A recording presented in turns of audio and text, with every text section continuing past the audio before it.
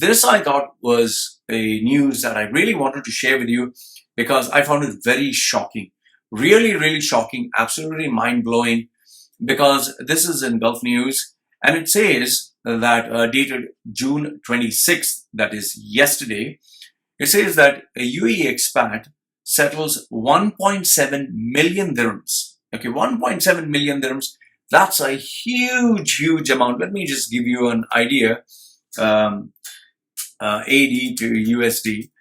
1.7 million. Okay, so that's 1.7 million. So you're talking roughly $462,000. That's $500,000.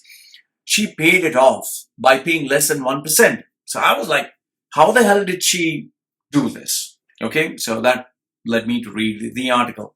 So this is a report by Gulf News, which says that this Filipina lady, whose name has been changed to protect her identity, in 2009, when she lost her sales executive job in a real estate company, she, like many other UAE expats, she wanted to stay in UAE. She didn't want to leave the luxurious lifestyle. She didn't want to leave earning in dirhams, which is big. When you convert to Philippines currency, they are pesos. It's big money. So she didn't want to leave.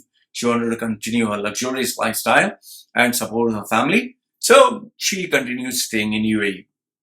And confident that she would get a new job, she relied on credit cards, which you should never ever do, because like I told you, UAE or the Middle East, the credit cards charge you the highest interest in the world.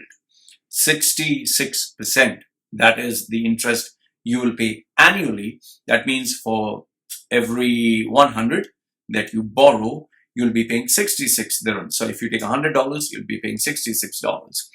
So she relied on her 2 credit cards, not 1, to pay her day-to-day expenses.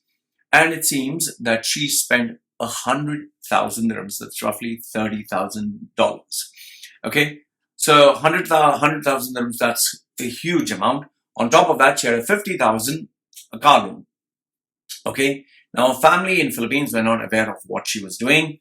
They're not aware that she lost her job, but, she wanted to live that lifestyle. Now, she does confess in the article, she did make a few, expensive purchases. She was splurging.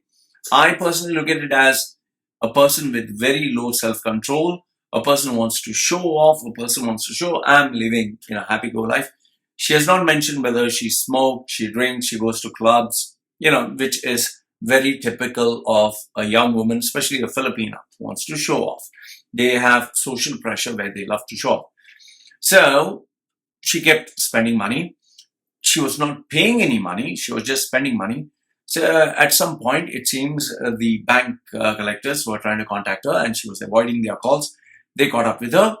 When they asked her to pay, she wouldn't pay. She told them that she lost her job and she was put in jail. It seems that after she was put in jail, she had a mental and emotional breakdown.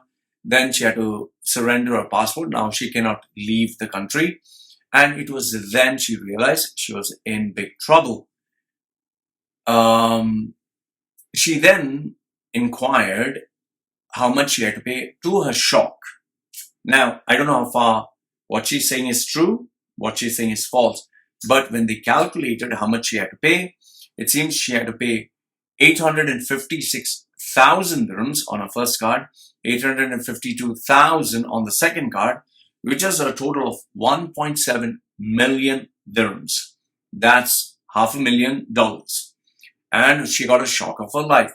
When she approached the attorney, there's a Filipino attorney, his name is Barney Al-Mazar, a Filipino lawyer who helps Filipinos.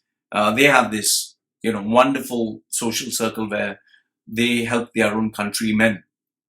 So this Filipino lawyer checked with the bank. They calculated the total amount. They found it was 1.7 million. And, he, being intelligent, educated that this lawyer was, and because he dealt with many cases like this, even more complicated, he let the bank know that, listen, your interest may be shooting up high. She claims that she has spent 100,000. This I'm just trying to narrate the story from my understanding. So he said, he negotiated with the banks and said she can't pay 1.7 million. The bank said, okay, fine, let her pay 100,000. And he still negotiated. Finally, they said, fine, don't want to pay 100,000 instead of paying installments, give us a lump sum. And the lump sum amount that they finally agreed on was 15,100 dirhams. Okay, 15. That's less than 1% of 1.7 million. So finally, he informed the Filipina lady. The Filipina girl, a fake name that is given in this article is Andrea. Andrea informed her mother and father in the Philippines. Her mother sold some property, sold whatever she had, sent her this money, and immediately she settled it off. So both the credit cards were done. But then she had a car loan. So the car loan she paid off in the last 2 years, saving 40% of her income, and she was able to pay. Now, what shocked me in this article is she has 3 more credit cards. What the fuck are you doing, female? You have 5 fucking credit cards? So she paid off 2 of 1.7 million. She paid off a loan, and now she has 3 more fucking credit cards, which I find fucking retarded. Okay? Now, in this article, they want to make it positive, so it seems that, she will pay for it after settling her dues. After settling her dues, only then her police case will be removed. Only then she will get a passport, and only then she will be able to pay another added on overstay fines, and only then she'll be able to go back to her family. I doubt that she will get a green signal. Personally speaking, I think she's going to get a ban, and she will never be able to come back to UAE. Okay. Seems another thing that shocked me in this article was she works as a business development manager.